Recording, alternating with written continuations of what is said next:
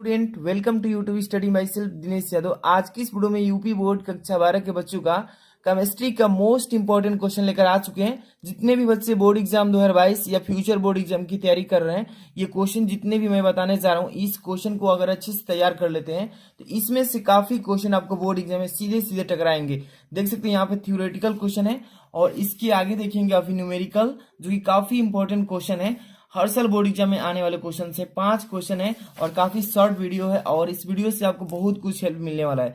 Video को तुरंत like कर देना। अगर आप इस चैनल पर नए हैं, ऐसे ही मोस्ट इंपोर्टेंट क्वेश्चन की तैयारी करना चाहते हैं तो तुरंत सब्सक्राइब करके चैनल बेल आइकन प्रेस कर लीजिए। और देखिए यहाँ पे मैं इसका पीडीएफ भी प्रोवाइड करने वाला हूँ आपको। हैंड रिटन जो नोट्स हैं सबका पीडीएफ मिलेगा। आखिरी तक देखते रहिए, बस अंत तक। वीडियो को लाइक कर दीजिए। देखिए यहाँ पर सबसे पहला नंबर क्वेश्चन है केमिस्ट्री का आपका, यहाँ पे द्रव स्नेही और द्रव विरोधी कोलाइड। ध्यान समझिए, ये क्वेश्चन बोर्ड एग्जाम में हर साल आता है और काफी इंपॉर्टेंट है कि द्रव स्नेही और द्रव विरोधी कोलाइड किससे कहते हैं, और प्रत्येक का एक एक एग्जाम्पल भी देना, उदाहरण। तो ध्यान समझिए, मैं इजिली इसको समझाऊंगा, ठीक है। ये सबसे पहले आपको यहाँ पे हेडिंग डाल लेना है, क्या, द्रव स्नेही कोलाइड, क्योंकि इसी के बारे में आप लिख रहे हैं तो इसका हेडिंग डालना बहुत जरूरी है एग्जाम में, ठीक है। अब इसका थ्योरी कैसे लिखेंगे कि वे कोलाइड पदार्थ जो विलायक के संपर्क में आकर तुरंत कोलाइडी कणों में विभाजित होकर कोलाइडी विलयन बनते हैं, जिसे हम द्रव स्नेही कोलाइड कहते हैं। पहले इसको अच्छे से समझिए, ध्यान से देखिए। वे कोलाइड पदार्थ जो विलायक के संपर्क में आने पर तुरंत ही कोलाइडी कणों के साथ क्या हो जाते हैं, विभाजित हो जाते हैं, यानी बट जाते हैं उसमें, और उसी कोलाइड विलयन को क्या कहते हैं, द्रव स्नेही कोलाइड, ठीक है। बहुत इजी परिभाषा इसका। और यहाँ पर देखिए इसका एग्जाम्पल कौन कौन से ऐसे हैं जो कोलाइड स्नेही विलयन कहलाते हैं। यहाँ पर देखिए जिलेटिन हो जाएगा आपका, जिलेटिन एक पदार्थ हो गया, स्टार्च हो गया, गोंद, प्रोटीन आदि। देखे होंगे गोंद, जैसे ही गोंद को हम किसी चीज से मतलब मिलाते हैं तो इसमें द्रव स्नेही कोलाइड कहलाता है। इसमें द्रव के साथ ही मिक्सिंग होता है जिसे हम द्रव स्नेही कोलाइड कहते हैं। इसका बहुत ही इजी मतलब थ्योरी है। इसका स्क्रीनशॉट भी ले सकते हैं, यहाँ पर स्क्रीनशॉट ले लीजिए, बहुत ही इजी है। इसके बाद देखिए यहाँ पर जो आपका इसी क्वेश्चन में 2 क्वेश्चन किया था ना, एक द्रव विरोधी कोलाइड, ये द्रव स्नेही कोलाइड, मतलब स्नेह इससे जो जुड़ा है। यहाँ पर द्रव विरोधी कोलाइड, यहाँ पर द्रव का विरोध करेगा। तो ये देखिए ये भी क्वेश्चन पेपर में आपका आता है, कैसे, द्रव विरोधी कोलाइड। इसका आप यहाँ पे हेडिंग लगा लेंगे और इसमें क्या लिखेंगे, वे कोलाइडी पदार्थ जो विलायक के संपर्क में आने पर सरलता से कोलाइडी विलयन नहीं बनते हैं, यानी कि वो अलग ही रहता है, मिलने की कोशिश नहीं करता है, द्रव विरोधी कोलाइड कहलाता है। बहुत इजी है, फिर से समझिएगा। वे कोलाइडी पदार्थ जो विलायक के संपर्क में आने पर सरलता से कोलाइडी विलयन नहीं बनते हैं, द्रव विरोधी कोलाइड कहलाते हैं, ठीक है ना। बहुत इजी है। अब इसका एग्जाम्पल बोला है ना, तो एग्जाम्पल भी देख लीजिए। जैसे कि धातु ऑक्साइड है ना, धात्विक हाइड्रोक्साइड यानी कि FiOS थ्राइस, और यहाँ पे एक हो जाएगा और धातु सल्फाइड यानी कि AS2 × S3 आदि। ये हो जाएगा आपका द्रव विरोधी कोलाइड का एग्जाम्पल। समझ में आ रहा है ना, दोनों को स्क्रीनशॉट ले लीजिए, ठीक है। इसके बाद हम चलेंगे आगे वाला क्वेश्चन जो है आपका काफी इंपॉर्टेंट क्वेश्चन। यहाँ पर देखिए क्या लिखा गया है क्वेश्चन में कि फैराडे का विद्युत अपघटन का प्रथम नियम लिखिए। और ये क्वेश्चन पेपर में जरूर ही आएगा, इसलिए इसको अच्छे से समझ लेना है कि फैराडे का विद्युत अपघटन का प्रथम नियम क्या है। तो यहाँ पर एक एक क्वेश्चन का हम यहाँ पे लिखते चलेंगे, अच्छे से बस समझता चलना है, ठीक है। देखिए इस नियमानुसार, इसमें लिखेंगे कि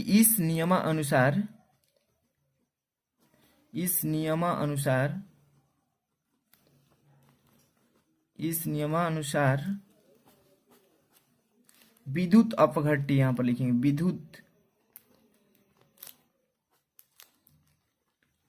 विद्युत अपघट्य, ठीक है, की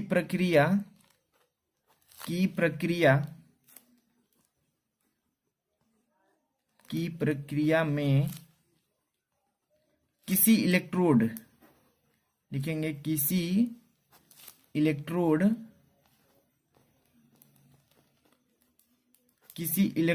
पर मुक्त, अब देखिए इसमें आप लिख सकते हैं पदार्थ का द्रव्यमान, ठीक है, मुक्त पदार्थ का द्रव्यमान द्रव्यमान बिलियन में, ठीक है, बिलियन में की गई विद्युत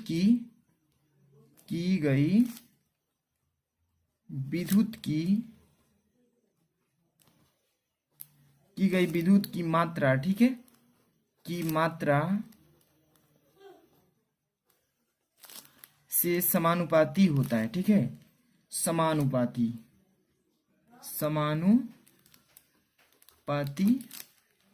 होता है, ठीक, जिसे हम क्या कहते हैं, फैराडे का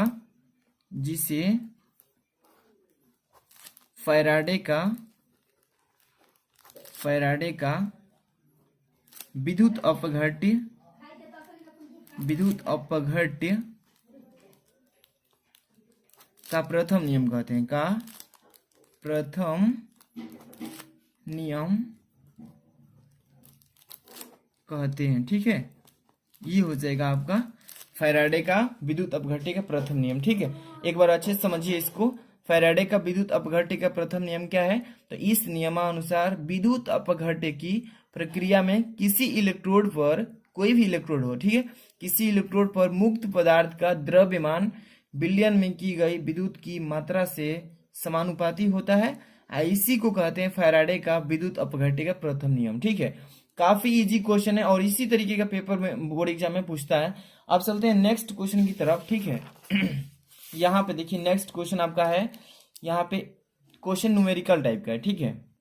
तो पढ़ते हैं क्वेश्चन क्या लिख रहा है इसमें कि CuSO4 विलयन को 2.0 एम्पियर की धारा से 450 सेकंड तक विद्युत अपघट्य किया गया। कैथोड पर निक्षेपित कॉपर के द्रव्यमान की गणना करना है, जहां पे कॉपर का संख्या दे रखा है 63 है। काफी इजी क्वेश्चन है और बोर्ड एग्जाम में ये आने वाला है।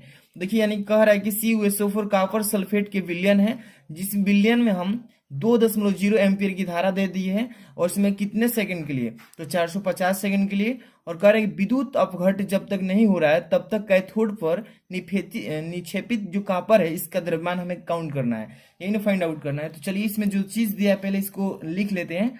तो देखिए सबसे पहले जो हमारा आई दिया है इसमें करंट, विलयन में करंट कितना बह रहा है? तो 2.0 एम्पियर का, ठीक है। अब इसके बाद देखिए जो हमारा टाइम दिया है इसमें कितने समय के लिए? तो 450 सेकंड के लिए इसमें टाइम दिया है, ठीक है। अब इसके बाद इन दो चीज दिया है और फैराडे का जो नियतांक होता है क्या होता है? फैराडे का नियतांक जो स्मॉल f इक्वल टू होता है, ये आपको मालूम होना चाहिए, 96,500 कूलाम होता है, ठीक है। ये मान आपको मालूम होना चाहिए तभी आप न्यूमेरिकल को लगा पाएंगे। इतना तो आपको क्लियर होना चाहिए। अब देखिए इसमें सबसे पहले आपको द्रव्यमान निकालने से पहले इसमें जो है इसका मतलब आवेश निकालना पड़ेगा Q। तो Q इक्वल टू होता है I इंटू टी। इस फॉर्मूले के बेस पर हम इसका मान निकाल लेंगे कितना इसमें मतलब कि आवेश चार्ज हो रहा है। तो यहाँ पे देखिए 2.0 गुणे टी कितना है? 450 से इसमें मल्टीप्लाई करेंगे, 450 दूनी के 900 कूलाम, ठीक है। इतना आवेश इसमें चार्ज हो रहा है। अब देखिए इतना हमारा आ गया Q का मान। अब देखिए कॉपर का तुल्यांकी भार निकालेंगे। यहाँ पे जो हमारा Cu दिया है ना, इसका कॉपर का तुल्यांकी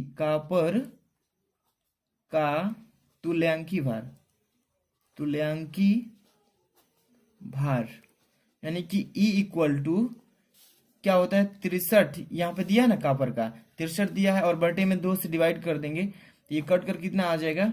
31.5 ग्राम। अब यहाँ पर ग्राम इंटू यहाँ पर चाहे प्रति लगा देंगे, प्रति तुल्यांक लगा देंगे, तुल्यांक, ठीक है।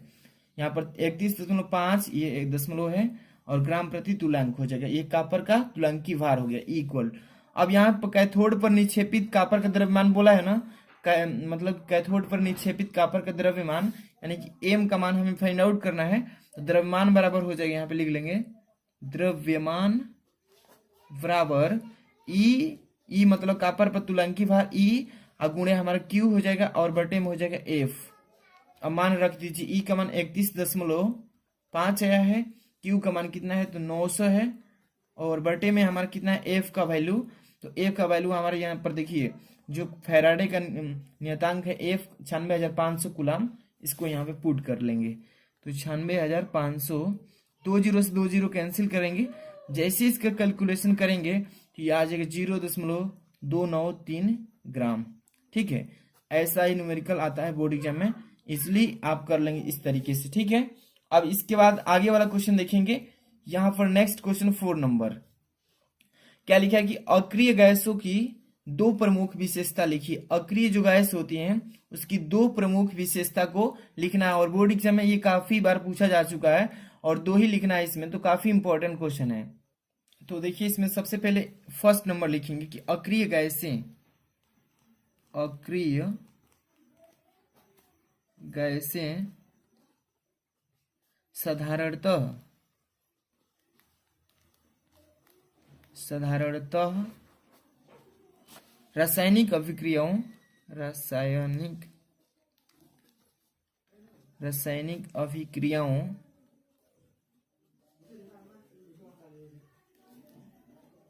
रासायनिक अभिक्रियाओं में भाग नहीं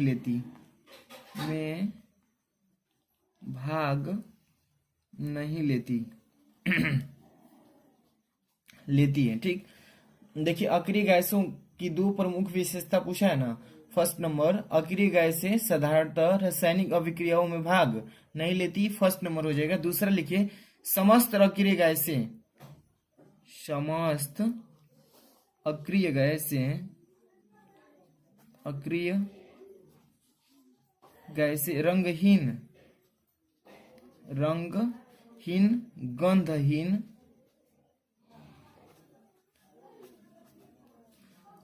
रंगहीन, गंधहीन तथा स्वादहीन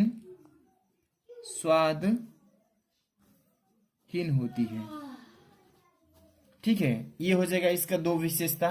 फर्स्ट नंबर, अक्रिय गैसें साधारणतः रासायनिक अभिक्रियाओं में भाग नहीं लेती है। दूसरा, समस्त अक्रिय गैसें रंगहीन, गंधहीन तथा स्वादहीन होती है। ठीक है, ये हो जाएगा इसका। अब इसके बाद अगला क्वेश्चन देखिए, इसमें देखिए लिखा है कि लिगेंड क्या है। ये पेपर में आया हुआ है, 2020 में भी पूछा गया है और काफी बार पूछा जा चुका है, मतलब कि ये काफी इंपॉर्टेंट है। लिगेंड क्या है, तो इसका पहले लिगेंड क्या पूछ रहा है, इसका थ्योरी लिख देंगे, बस हो जाएगा। एक एग्जांपल भी दे देंगे। तो देखिए लिखेंगे कि वह आणविक लिखेंगे। ठीक है, आणविक अथवा आयनिक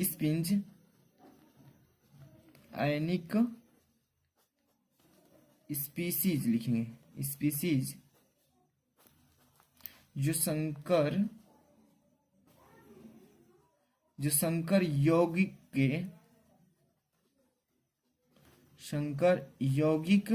में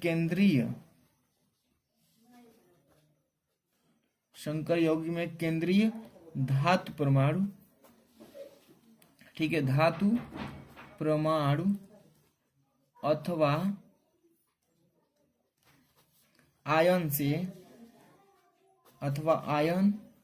से रूप में, आयन से अस्थाई, यहाँ पर लिखे आयन से अस्थाई रूप में जुड़ी होती है,